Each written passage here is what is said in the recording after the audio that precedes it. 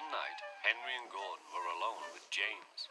Although the Fat Controller was beginning to think well of him, whenever a chance came, the other engines would talk of nothing but bootlaces. "Remember the time one had to be used to get you out of trouble, James," they would tease. James tried to get his own back, talking about engines who got shut up in tunnels and stuck on hills, but they wouldn't listen. "You talk too much, little James," said Gordon. "A fine, strong engine like me has something to talk about. I'm the only engine who can pull the express. When I'm not there, they need two engines. Think of that.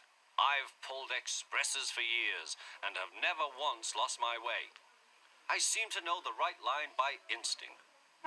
Every wise engine knows, of course, that the signalman works the points to make engines run on the right lines, but Gordon was so proud he had forgotten.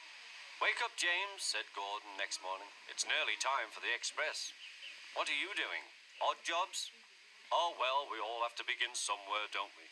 Run along now and get my coaches. Don't be late." James went to get Gordon's coaches. They were all shining with lovely new paint. He was careful not to bump them, and they followed him smoothly into the station, singing happily, "We're going away, we're going away." "I wish I was going with you," said James. "I should love to pull the express and go flying along the line." Gordon, with much noise and blowing of steam, got ready to back onto the train.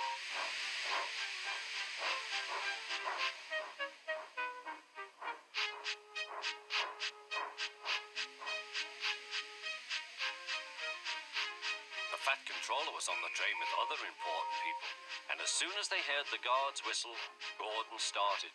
"Look at me now," he puffed, and the coaches glided after him. "Poop, poop, poop, poop, poop. Goodbye, little James. See you tomorrow." James watched the train disappear and then went back to work. He pushed some trucks into their proper sidings and went to fetch the coaches for another train. James had just brought the coaches to the platform when he heard a mournful noise. There was Gordon trying to sidle into the station without being noticed. "Hello, Gordon. Is it tomorrow?" asked James. Gordon didn't answer. He just let off steam feebly. "Did you lose your way, Gordon?" said James. "No, it was lost for me. I was switched off the main line onto the loop. I had to go all round and back again." "Perhaps it was instinct," said James.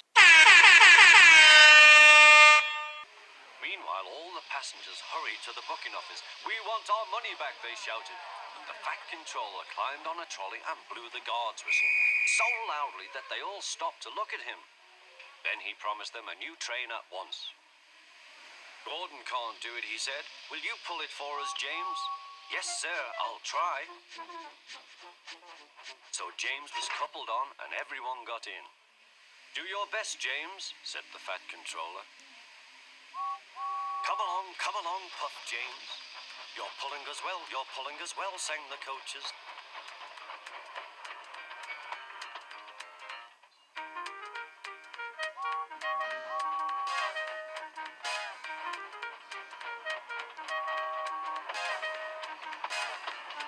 Bridges and stations flashed by, the passengers cheered, and they soon reached the station.